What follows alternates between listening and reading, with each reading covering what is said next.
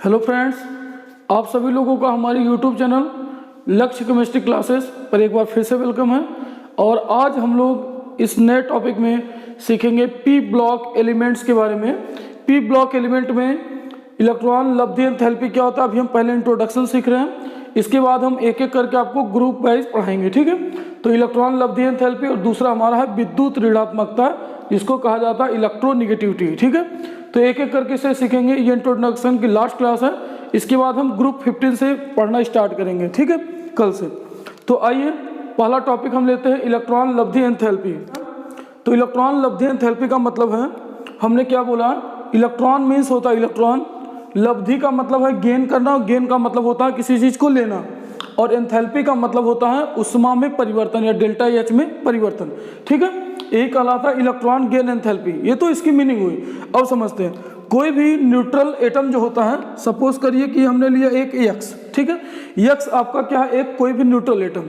अब ये क्या करता है, एक्स न्यूट्रल एटम यह इलेक्ट्रॉन को ग्रहण करता है, ठीक है, एक्सेप्ट करता है। तो जब ये इलेक्ट्रॉन को ग्रहण करेगा तो ये कैसा बनाएगा, यह एक ऋणायन बनाएगा, जिसे आप एनायन भी बोलते हो। तो यह एक कैसा बना रहा है, ऋणायन, ठीक है। ध्यान से समझिए। तो जब हम बोल सकते हैं क्या कि कोई भी उदासीन गैसीय परमाणु इलेक्ट्रॉन को ग्रहण करता है, जब कोई भी उदासीन गैसीय परमाणु इलेक्ट्रॉन को ग्रहण करता है तो ग्रहण करने के बाद वह ऋणायन बनाता है, तथा उसके उष्मा में या डेल्टा एच में, उसके एंथैल्पी में क्या होता है, कुछ ना कुछ परिवर्तन होता है। वही जो डेल्टा एच परिवर्तन होता है उसी को हम बोलते हैं इलेक्ट्रॉन लब्धि एंथैल्पी। आया बात समझिए। मैंने क्या बोला कि जब कोई भी उदासीन गैसीय परमाणु इलेक्ट्रॉन को क्या करते हैं, ग्रहण करते हैं, और इलेक्ट्रॉन को ग्रहण करने के बाद ऋणायन बनाते हैं, तो उसमें जो एंथैल्पी परिवर्तन होता है, उसके एंथैल्पी के मान में जो परिवर्तन होता है वही क्या कहलाता है, इलेक्ट्रॉन लब्धि एंथैल्पी, ठीक है। उसी को बोलते हैं इलेक्ट्रॉन लब्धि एंथैल्पी। तो हम इसको परिभाषित कैसे करेंगे, तो हम बोलेंगे कि जब किसी उदासीन गैसीय परमाणु में, जब किसी उदासीन गैसीय परमाणु में इलेक्ट्रॉन को प्रविष्ट कराते हैं, जब किसी उदासीन गैसीय परमाणु में इलेक्ट्रॉन को प्रविष्ट कराते हैं तो उष्मा का क्या होता है, यहाँ पे एंथैल्पी के मान में क्या होता है, परिवर्तन होता है। तो कि जब किसी उदासीन गैसीय परमाणु में इलेक्ट्रॉन को प्रविष्ट कराया जाता है, जब किसी उदासीन गैसीय परमाणु में इलेक्ट्रॉन को क्या किया जाता है, प्रविष्ट कराया जाता है, तो क्या होता है, यहाँ पे ऊर्जा मुक्त होती है। उसे ही क्या कहा जाता है, उसे ही हम कहते हैं इलेक्ट्रॉन लब्धि एंथैल्पी, ठीक है। आए बात समझे। तो जब किसी उदासीन गैसीय परमाणु में इलेक्ट्रॉन को प्रविष्ट कराते हैं तो जो ऊर्जा मुक्त होती है वही क्या कहलाती है, आपकी इलेक्ट्रॉन लब्धि एंथैल्पी कहलाती है। क्लियर हो गया। इलेक्ट्रॉन लब्धि एंथैल्पी क्या होता है, इसको हम लिखे EGH भी लिखा जा सकता है, ठीक है। यह है आपका इलेक्ट्रॉन गेन एंथैल्पी, ठीक है। यह इसकी वैल्यू क्या होती है, जनरली इसकी वैल्यू निगेटिव में होती है, निगेटिव, ठीक है। और पॉजिटिव वैल्यू भी होती है कुछ केसेस में, ठीक है, कुछ केसेस में पॉजिटिव वैल्यू। तो ये हो गया आपका इलेक्ट्रॉन लब्धि एंथैल्पी।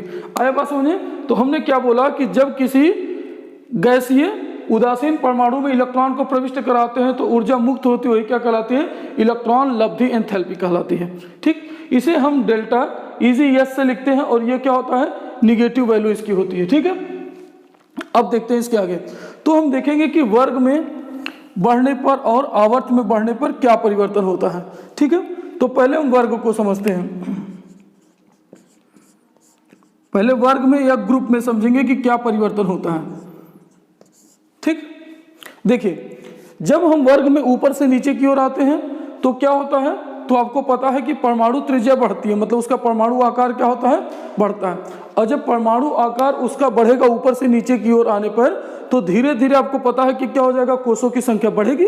और जब कोषों की संख्या बढ़ेगी तो नाभिक से जो बाह्य कोष है उसकी दूरी भी क्या हो जाएगी, बढ़ जाएगी।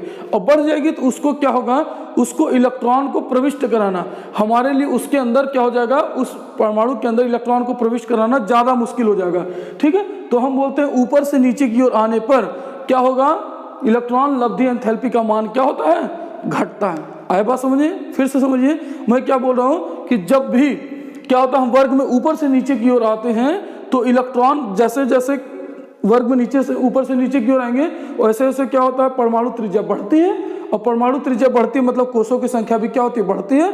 तो नाभिक और जो बाह्य कोष है उनकी दूरी क्या हो जाती है, बढ़ जाती है, ठीक है। तो इसलिए उस इलेक्ट्रॉन को प्रविष्ट कराना उसके अंदर हमारे लिए क्या होता है, मुश्किल हो जाता है। इसीलिए बोलते हैं इलेक्ट्रॉन लब्धि एंथैल्पी का मान वर्ग में ऊपर से नीचे की ओर आने पर क्या होता है, घटता है।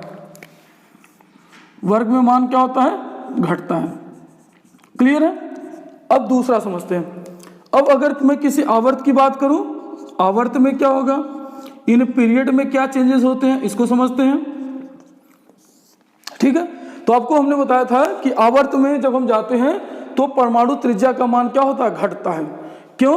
क्योंकि वहां पे जो प्रभावी नाभिकीय आवेश थे, जो इफेक्टिव न्यूक्लियर चार्ज थे, वो क्या होता था, बढ़ता था। ठीक है, क्योंकि परमाणु त्रिज्या प्रभावी नाभिकीय आवेश दोनों एक दूसरे के क्या बिल्कुल ही विपरीत है। ठीक, यह बात हो गई। अब इसके बाद हम समझते हैं कि आखिर यहाँ पे घटता है तो यहाँ पे बढ़ता क्यों है। ठीक है, यहाँ पे क्या होता है, मान बढ़ता है। क्यों बढ़ता है? क्योंकि आपको पता है कि हम धीरे धीरे किसकी तरफ जा रहे हैं। ठीक है, आवर्त में जो आप धीरे धीरे बढ़ते हैं तो जैसे जो 17वें वर्ग वाले तत्व हैं, सपोज करिए मैं लिखता हूँ 17वें वर्ग वाले तत्व, ठीक है, हैलोजन परिवार वाले तत्व, तो आपको पता है कि उनके पास बाह्य कोश में कितने इलेक्ट्रॉन होते हैं। जैसे हमने लिया फ्लोरीन, फ्लोरीन का परमाणु संख्या 9 होता है, तो 2 और कितने, 7। तो इसको कितने इलेक्ट्रॉन की आवश्यकता है, 1 और इलेक्ट्रॉन की आवश्यकता है। ठीक है, अगर इसे 1 और इलेक्ट्रॉन मिल जाए तो यह क्या हो जाएगा, इसका ऑक्टेट कंप्लीट हो जाएगा, यह स्टेबल हो जाएगा। ठीक है, क्योंकि इसके बाह्य कोश में कितने इलेक्ट्रॉन हो जाएंगे, 8 इलेक्ट्रॉन। इसलिए ये इलेक्ट्रॉन को आसानी से क्या कर लेता है, ग्रहण कर लेता है। तो वर्ग में ऊपर से नीचे की ओर आने पर इलेक्ट्रॉन ग्रहण करने की जो प्रवृत्ति होती है वो क्या होती है, घटती है, जबकि बाएं से दाएं जाने पर क्या होती है, इलेक्ट्रॉन ग्रहण करने की प्रवृत्ति बढ़ती है। आया बात समझ में, क्लियर हो गया कॉन्सेप्ट। तो ये हमारा था इलेक्ट्रॉन लब्धि एंथैल्पी। सेकंड हमारा टॉपिक है बेटा जी, क्या बोलेंगे इसको, बोलिए, विद्युत ऋणात्मकता मकता। ठीक है, इसी को आप बोलते हो इलेक्ट्रोनिगेटिविटी।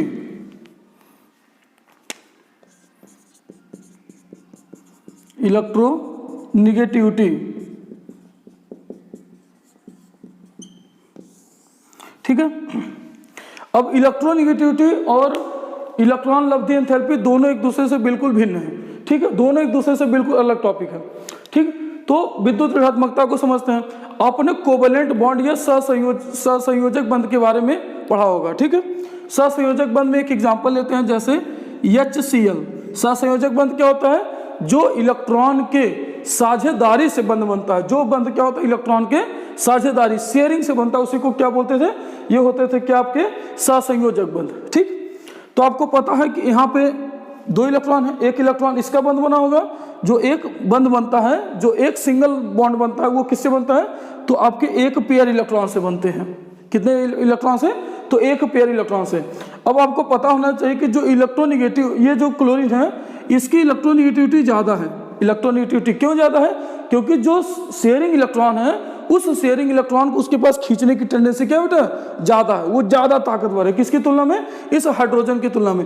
लेकिन इस पे हम प्लस या माइनस नहीं लिखते, इस पे हम डेल्टा प्लस या डेल्टा माइनस, मतलब पार्शियली पॉजिटिव या पार्शियली निगेटिव होता, पूरी तरफ से प्लस या माइनस इस पे नहीं होता। तो इस पे पार्शियली पॉजिटिव चार्ज, आंशिक रूप से प्लस, और इस पे आंशिक रूप से माइनस हो जाते हैं। ठीक है, तो यह जो इलेक्ट्रोनिगेटिविटी, इसी को बोलते हो आप इलेक्ट्रोनिगेटिविटी। क्यों, क्योंकि क्लोरीन क्या करा, ये जो साझे वाला इलेक्ट्रॉन था, इस साझे वाले इलेक्ट्रॉन को अपनी ओर जो आकर्षित करने का गुण होता है, वही क्या कहलाता है, वही आपका विद्युत ऋणात्मकता कहलाता है। आया बात समझिए। पूरे आवर्त सारणी में जो फ्लोरीन है, फ्लोरीन सबसे ज्यादा इलेक्ट्रोनिगेटिव है। फ्लोरीन क्या है, सबसे ज्यादा इलेक्ट्रोनिगेटिव एलिमेंट होता है। आया बात समझिए। अब देखते हैं हम वर्ग में ऊपर से नीचे की ओर आने पर और आवर्त में बाएं से दाएं की ओर जाने पर क्या प्रभाव पड़ता है। ठीक,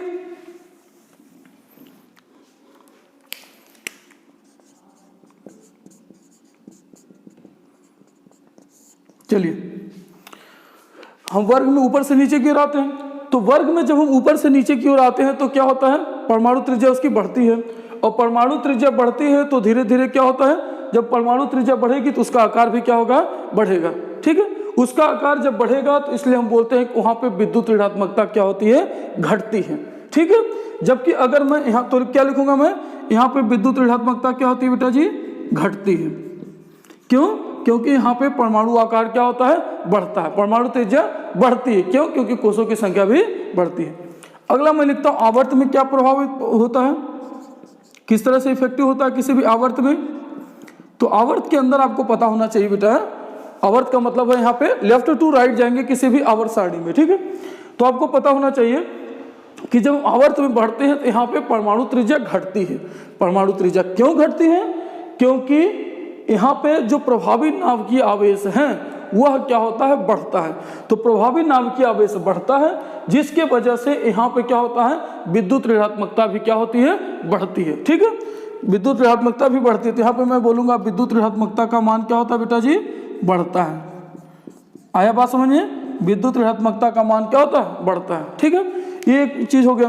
अब दूसरा याद रखिएगा, अगर मैं विद्युत ऋणात्मकता की बात करूं तो विद्युत ऋणात्मकता सबसे अधिक किसकी होती है, सबसे अधिक किसकी होती है? तो ये सबसे अधिक होती है फ्लोरीन की। किसकी? फ्लोरीन की। फ्लोरीन के बाद किसकी होती है? ऑक्सीजन की, उसके बाद नाइट्रोजन की, ठीक। अब अगर मैं इलेक्ट्रॉन लब्धि एंथैल्पी की बात करूं, इलेक्ट्रॉन लब्धि एंथैल्पी, इलेक्ट्रॉन लब्धि एंथैल्पी, तो इलेक्ट्रॉन लब्धि एंथैल्पी जो होता है बेटा जी, इलेक्ट्रॉन लब्धि एंथैल्पी क्लोरीन की हमेशा ज्यादा होती है। क्लोरीन की इलेक्ट्रॉन लब्धि एंथैल्पी क्या होती है, ज्यादा। किसकी तुलना में? फ्लोरीन की तुलना में। ऐसा क्यों होता है? क्योंकि जो फ्लोरीन है बेटा जी, वहां पे इलेक्ट्रॉन के बीच में रिपल्सन होता है, और उस रिपल्सन के कारण क्या होता है, उस इलेक्ट्रॉन रिपल्सन के कारण ही क्या होता है, इसकी जो इलेक्ट्रॉन लब्धि एंथैल्पी है वो कम होती है, जबकि क्लोरीन की क्या होती है, ज्यादा होती है, ठीक है। तो ये हमने आपको टॉपिक समझाने की कोशिश की, इलेक्ट्रॉन लब्धि एंथैल्पी और विद्युत ऋणात्मकता। आइए बच्चों देखते हैं कि इलेक्ट्रॉन लब्धि एंथैल्पी तथा विद्युत ऋणात्मकता दोनों एक दूसरे से किस प्रकार से भिन्न होती है। तो हमने आपको इलेक्ट्रॉन लब्धि एंथैल्पी में क्या, तो हमने आपको इलेक्ट्रॉन लब्धि एंथैल्पी में क्या बताया था कि इलेक्ट्रॉन लब्धि एंथैल्पी में क्या होते हैं, यहाँ पे इलेक्ट्रॉन, कोई भी जो गैसीय एटम होता है वो इलेक्ट्रॉन को क्या करते हैं, ग्रहण करते हैं, तो और ऋणायन का निर्माण करता है। जबकि विद्युत ऋणात्मकता में इलेक्ट्रॉन ग्रहण नहीं करते, इलेक्ट्रॉन क्या करते हैं, जो शेयरिंग इलेक्ट्रॉन्स होते हैं, मीन्स जो साझे का इलेक्ट्रॉन होता है उसको अपनी तरफ क्या करते हैं, आकर्षित करते हैं। तो यह दोनों में अंतर होता है, इलेक्ट्रॉन लब्धि एंथैल्पी तथा विद्युत ऋणात्मकता। तो आप क्या बोल सकते हैं कि जो इलेक्ट्रॉन लब्धि एंथैल्पी होता है, इलेक्ट्रॉन लब्धि एंथैल्पी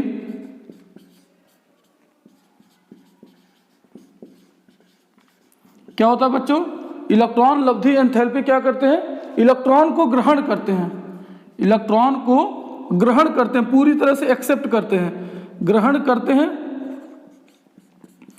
तथा ऋणायन का निर्माण करते हैं, तथा किसका निर्माण करते हैं, ऋणायन बनाते हैं, ठीक है। जबकि विद्युत ऋणात्मकता में क्या होता है बच्चों, विद्युत ऋणात्मकता में क्या होता है कि यहाँ पे जो परमाणु होता है, विद्युत ऋणात्मकता में परमाणु क्या करता है, ठीक है, साझे के इलेक्ट्रॉन को क्या करता है, साझे के इलेक्ट्रॉन को, कि इलेक्ट्रॉन को या इलेक्ट्रॉन युग्म बोल सकते हैं, इलेक्ट्रॉन युग्म को अपनी ओर आकर्षित करता है, अपनी ओर क्या करता है बच्चों, आकर्षित करता है,